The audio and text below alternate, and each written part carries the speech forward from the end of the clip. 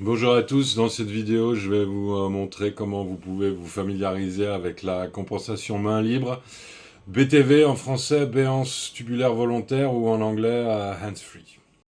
La première chose à considérer quand vous voulez vous familiariser avec la béance tubulaire volontaire, c'est-à-dire la compensation main libre, c'est le choix du masque. Alors pour la présente vidéo, j'ai choisi deux masques.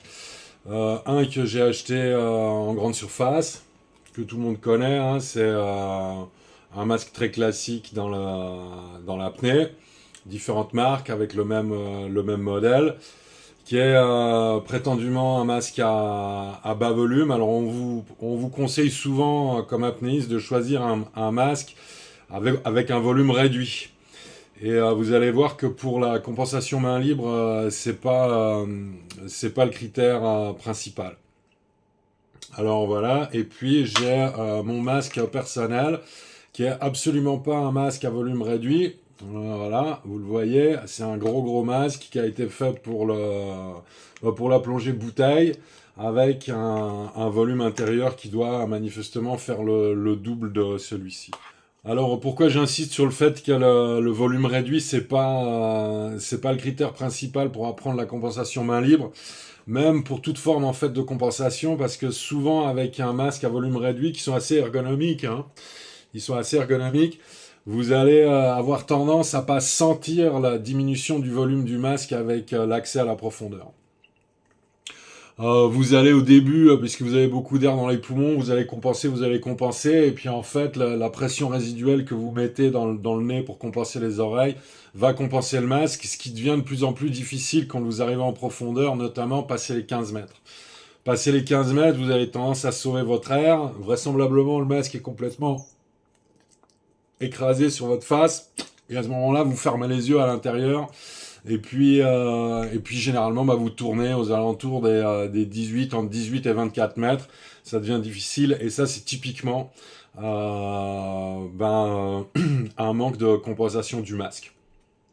Pourquoi? Parce que comme ils sont ergonomiques et à bas volume, en fait, vous n'allez pas sentir l'augmentation de la pression dans le masque, la diminution du volume, et puis vous allez faire fi de la compensation du masque, et à un moment donné, vous allez vous retrouver bloqué avec le masque en fait qui tire sur la cavité nasale, qui peut faire remonter le palais mobile, et à ce moment-là, ça devient super compliqué de compenser. Ok. Donc déjà en fait pour tous les gens qui écoutent cette vidéo qui ont suivi un petit peu les cours de compensation que j'ai mis en ligne, si vous avez des problèmes entre 18 et 24 mètres, pour passer les 24 mètres, c'est généralement que la compensation de votre masque, elle n'est pas faite de la bonne manière, ou alors que vous la faites pas du tout et que vous avez justement choisi un masque à bas volume pour en fait nier ou essayer de passer au travers des gouttes, ce qui est pas possible si vous voulez descendre plus profond. Alors, comment on choisit un masque? Bien entendu, la question va se poser parce qu'il y a ce qu'on vous dit et puis il y a ce que vous pouvez véritablement faire. Alors, bien entendu que si vous êtes un acheteur en ligne, ça risque d'être un petit peu compliqué parce que vous ne pouvez pas essayer les masques. Donc, mon conseil, alors forcément, quand on habite à Cher-Malcher ou si vous venez un jour à Cher-Malcher, vous pouvez aller dans un magasin et essayer une soixantaine de masques les uns après les autres. Et l'important, le plus important pour un masque, c'est que la robe épouse bien la forme de votre visage. C'est-à-dire, il faut que sans faire trop d'efforts, il faut que vous puissiez plaquer le masque sans le strap sur la figure, il faut que vous puissiez placer le masque et qu'il reste en place. Alors je vais essayer avec celui-là. Ok, pas mal, il reste en place. Il n'y a pas trop de soucis. J'ai pas eu à l'appuyer beaucoup trop. Maintenant, je peux essayer de voir. Voilà, je vais attendre de voir combien de temps il met. Voilà. Bon, maintenant, il se décolle. Donc, il a tenu une dizaine de secondes. Je peux refaire le test. Je le mets. Je l'appuie un petit peu. Et puis, voilà. À peine, à partir du moment où, en fait, je détends mon visage ou que je fais une petite moue, en fait, le masque se décolle. Ce qui n'est pas le cas de celui-là, qui, bien entendu, coûte plus cher. Je ne l'ai pas choisi seulement parce que je le trouve fashion, mais aussi parce que si je le mets sur mon visage et que je fais un peu la pression, eh ben il reste collé, il reste collé, il reste collé, il reste collé, il reste collé. Ça pour différentes raisons. À mon avis, c'est aussi parce que la qualité du silicone avec laquelle la robe est faite est beaucoup plus élevée que la qualité de ces trucs. Le prix, ça c'est quand même 3 fois plus cher ou 4 fois plus cher que celui-là. Et puis vous voyez, je peux discuter, et puis le masque se décolle pas du tout. Donc faites bien attention quand vous choisissez un masque, c'est pas seulement un critère de mode, c'est aussi adapté à la forme de votre visage. Il y a des gens, ils ont un nez plus ou moins long, il y a les gens qui quand ils font une moue, le visage bouge beaucoup. Forcément, si vous vous mettez comme ça dans votre masque, ça se peut que tout d'un coup même il fuit, ou que si vous tentiez de faire un mouse feel, et que vous gonflez les joues, ça se peut que le masque se décolle. Je peux reprendre le premier. Je le colle. Alors, je vais l'appuyer bien pour qu'il colle bien. Puis si je fais un mouse feel, on va voir s'il tient le coup. Voilà. Bon, bah, il se décolle d'un coup. Il se décolle d'un coup parce que ça le décolle au niveau des pommettes. Maintenant, l'autre, je l'appuie et je fais un mouse feel. Alors, que je fasse ça bien. Bah, il reste collé. Il reste collé. Donc, il n'y a pas photo, en fait, sur le choix du masque. Maintenant, le masque à gros volume, quand vous allez descendre, alors c'est sûr et certain que déjà à 5-6 mètres, même avant, vous allez sentir le volume diminuer pour la simple et bonne raison que la course du masque est beaucoup plus grande. C'est-à-dire celui-là, il est plaqué, généralement, le masque est plaqué sur le troisième œil, il est plaqué même éventuellement, vous avez les pommettes qui touchent la vitre. Donc vous n'allez pas sentir la course du masque et en fait le masque va pas vous aider à prendre conscience du fait que compenser les oreilles en main libre, ça demande un certain management de la compensation du masque, ça c'est évident. Donc vous avez compris, vous allez dans un magasin, vous essayez les masques, ou alors un jour où vous allez faire un stage d'apnée ou que vous allez à vos entraînements avec les amis, vous échangez les masques, vous essayez, est-ce que je peux essayer ton masque, en vous rappelant bien que c'est pas tant le volume qu'il faut regarder, sinon l'adhérence sur la forme de votre visage, ça c'est très important. Alors forcément, je vais pas faire la démonstration avec ce masque-là, puisqu'il n'est pas adapté à la compensation main libre.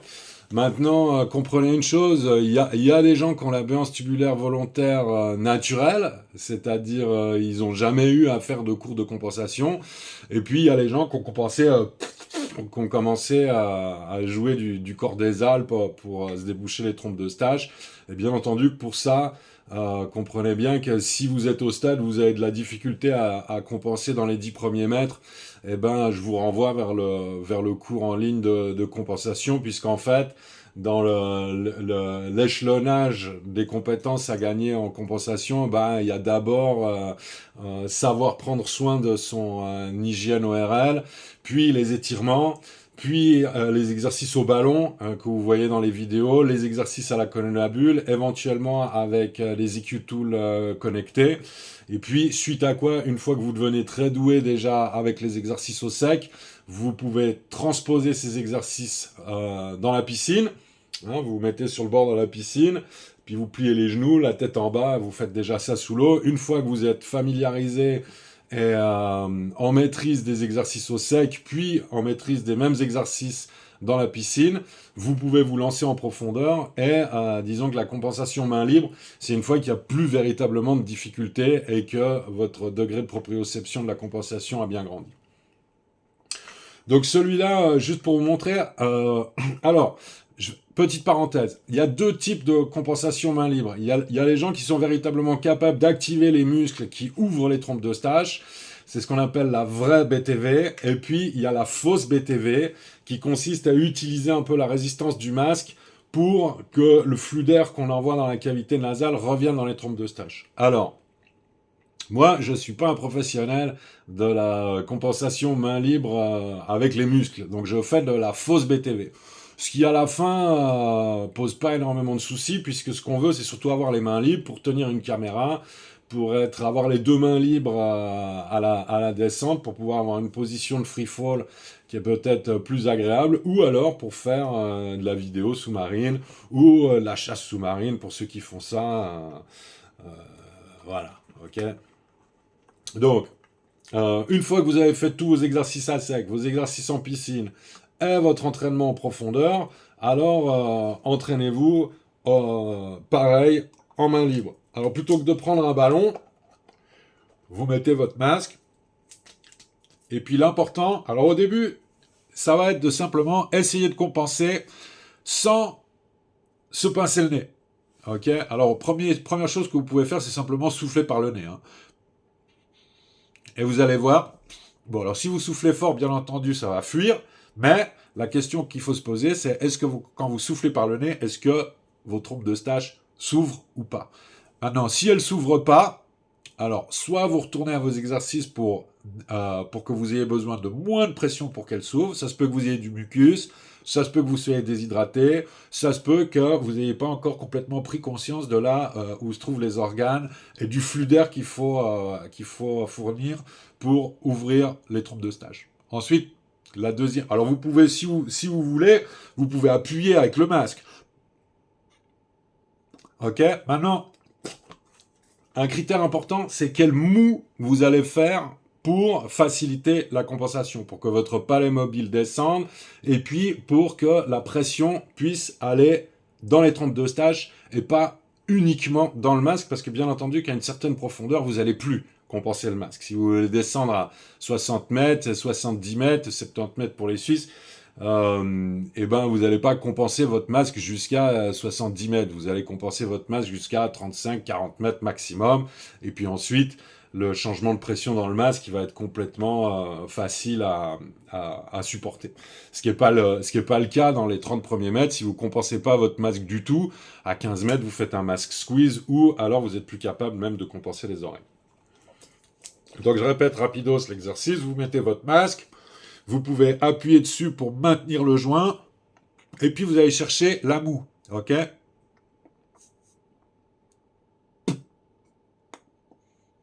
Faites comme si vous vous rinciez la bouche. Vous remplissez la bouche d'air. Comme si vous vous rinciez la bouche après vous êtes brossé les dents. Et à ce moment-là, vous remarquez si oui ou non l'air arrive dans vos trompes de stage. Ok?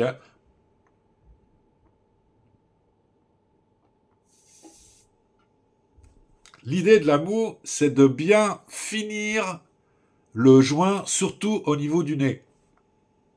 Ok? Alors là, moi, ça s'ouvre sans souci. Ok? Donc voilà le genre d'exercice que vous pouvez faire pour vous familiariser avec la compensation main libre. Simplement, eh ben, vous prenez votre masque, vous le nettoyez. Si vous avez envie, ben, vous regardez la télé pendant que vous le faites. Et puis, vous faites des exercices sans vous pincer le nez en mettant simplement le masque. Quand vous devenez vraiment bon à cette affaire-là, eh ben, vous pouvez enlever le strap. Si votre masque est bien, on a vu ça au début de la vidéo, si votre masque est bien,